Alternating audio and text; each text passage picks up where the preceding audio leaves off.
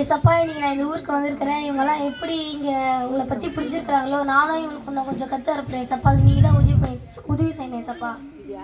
நான்ப்பா அபினேஷே சர்ச்சுக்கு போவோம் இங்கே நான்ப்பா பண்ணிருக்கேன். அதெல்லாம் எனக்கு தெரியும். நீ சொல்ல தரல போடா வீட்டுக்கு போடா.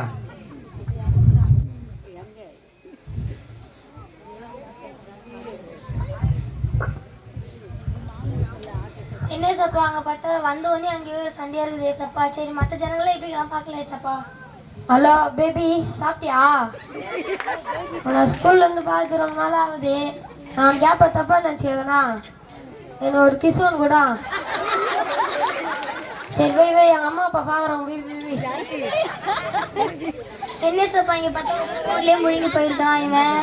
ஒருத்தர் கூட இல்லையா ஏசப்பா இங்கே.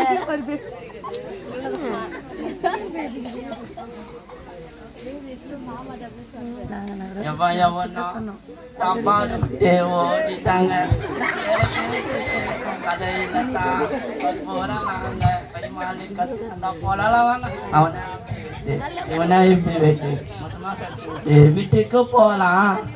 என்ன ஏசப்பா இங்கே பார்த்தா ஒரு இன்ஸ்டாகிராம்லேயே முழுங்கி போயிருக்கிறாங்க. ஒருத்தர் கூட சர்ச்சுக்கு போகிற மாதிரி இல்லையே ஏசப்பா.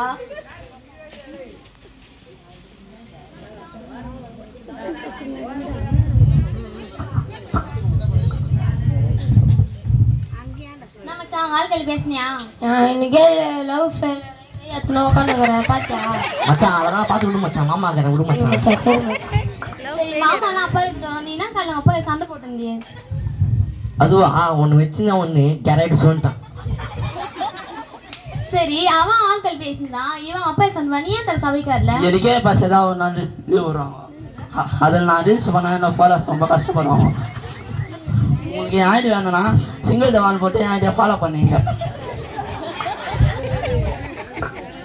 ஒரு நிமிஷம் நீங்களாம் பேசினதை வந்து நான் கேட்டுதான் இருந்தேன். நீங்களாம் யாருமே சர்ச்சைக்கு போக மாட்டீங்களா? நீங்களாம் சர்ச்சைக்கு போனால் எப்படி ஏசப்பா பரலோக ராஜ்யம் வந்து எப்படி கட்டப்படும்? இதோட பூமரி வந்து சொல்லுறாங்க பாரா கத்துங்கடா. சரி நான் பூமரா கூட இருந்துக்கிறேன். பைபிளை நான் சொல்லுது காலை நீ வந்து உங்க டேடிக்கு சண்டை போட்டதை நான் பார்த்துருந்தேன். பைபிளில் வந்து எபேசியர் 6:1-2-3 வருஷம் நான் சொல்லுது.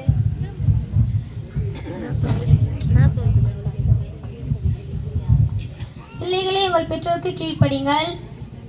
பிள்ளைகள் உங்கள் பெற்றோருக்கும் கர்த்தருக்கும் கீழ்ப்படிங்கள். இது நியாயம். உனக்கு நன்மை உண்டாயிருப்பதற்கும் பூமியிலே உன் வாழ்நாள் நீடித்திருப்பதற்கும் உன் தகப்பனே உன் தாயையும் கவனம் பண்ணுவாயாக என்பதே வாக்குத்தத்தம் உள்ள முதலாம் கற்பனையாக இருக்கிறது.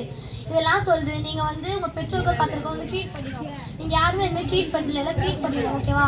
அதுக்கப்புறம் வந்து உன் தாயை தகுந்த கடன் பண்ணணும். இனிமேல் நீ வந்து உங்கள் அப்பா வந்து சண்டை போடக்கூடாது ஓகேவா? சரி நீங்களாம் வாலி பசங்களாக இருக்கீங்க. ஒரு கூட சர்ச்சுக்கு போக மாட்டீங்க. பைபிளில் வசனம் தான் சொல்லுது. 1 வருஷமாக சொல்லுது.